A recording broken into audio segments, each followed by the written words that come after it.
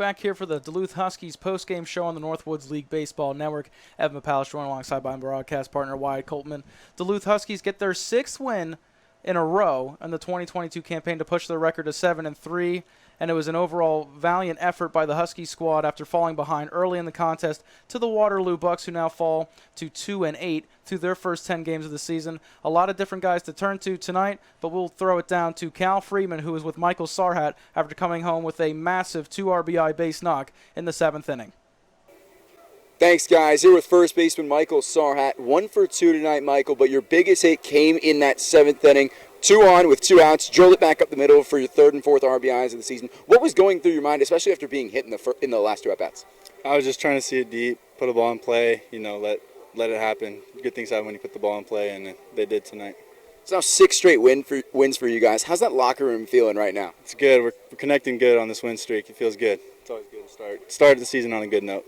First baseman Michael Sarhat, 1 for 2, but 2 RBIs came clutch tonight. Back upstairs to you guys. Thank you for that, Cal. So Michael Sarhat having a decent game, getting hit by a couple of pitches, but everything went for him correctly later on with that massive hit. A little bit of back and forth between those guys as well, Wyatt. But, just looking at this contest for the Duluth Huskies, they didn't go their way at the beginning of the contest, but they stayed with the program and figured things out as the night went on. Well, the Huskies doing a good job of, again, battling back gradually. It wasn't a long ball that got the Huskies the lead back. 7 of the final runs of tonight being scored on Duluth's end. So you have to be able to credit, as you mentioned, the RBI double from Michael Sarhat, driving in 2, giving the Huskies a lot of momentum late. Meanwhile, Waterloo pitching collapsing once again after getting a strong start from Owen Puck, the freshman of Florida International. And after a 12-pitch first inning on the end of the Huskies starter in Connor Horgan, it seemed as if disaster had struck and struck for good once Waterloo was able to work a 2-run home run from none other than what they were expecting out of Tiger again. And so the Huskies were trying to bounce back quickly. They weren't able to get all the runs back in a row, but nonetheless, a valiant effort. Trent Martin coming out of the bullpen for his 2nd straight scoreless outing, and eventually the Huskies doing a really nice job of relying on the relief pitching. Caden Edwards was credited with the win, I should say. Caden Edwards does get the win through 3 innings of work. He only gave up 1 hit, not conceding any runs, and he figured things out all night long. Here's some highlights to work with. Early on, Waterloo getting that big advantage with the 3rd run right there, the 2nd run after getting gunned down.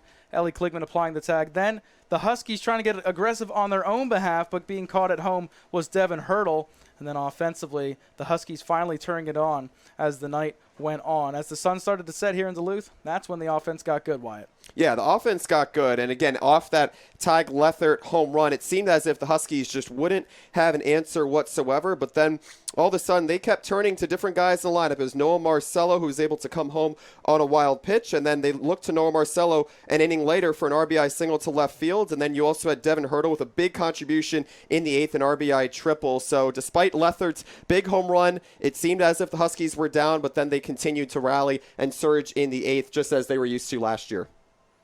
And so far this season, as you see, Joe Voss coming around to score right there. That's when the Huskies really started having a good time. Weather cooling off a little bit, finding some more runs. Devin Hurdle doing a fantastic job as well. And then Christian Campbell with this last throw over to first. Michael Sarhat pulled off the bag, but has the opportunity to apply the tag to end the game. So fantastic work overall by the Huskies tonight. Staying with the program, I thought, was an excellent aspect of their game tonight. Resiliency as well. Connor Horgan didn't have the start he wanted on the mound, but, sometimes you have to pick up the slack. The Huskies did so tonight. Still consistent starting pitching that the Huskies have been able to get so far. But on the other end of things for Waterloo, it was disappointing as they have been unable to, and at least in this series, continue to have proper fielding as the night went on. They were really good at taking care of the Huskies early in their aggressive nature, trying to play that small ball approach. But as the night went on, the Huskies wore them down. Yeah, the Huskies wore them down, and that was most exhibited once the Huskies were able to actually execute that double steal properly. And it's just a trademark of what Huskies baseball resembles here in Duluth. That's how the Huskies are going to continue to climb closer towards the top of the Great Plains East Division, eventually getting past the second place now, Eau Claire Express. Huskies 7-3 in their first 10. It's a much different story than what they encountered in their first 12 games last year, going 3-9 before falling 10 games under 500 going into the end of the first half. But just going back to what Waterloo was unable to attain towards, similar to last night, was able to put runners on the bases late in the ninth, set up a wild situation for Jay Christensen. Then Trent Martin coming in off of that scoreless outing that was mentioned a moment ago, able to hold the Bucks out of business, eventually leaving a couple of on. And then the Waterloo Bucks, you have to be able to execute in this league, put a couple of 1 or 2 out RBI base hits together. They didn't do that, leaving the final 5 of 8 runners stranded.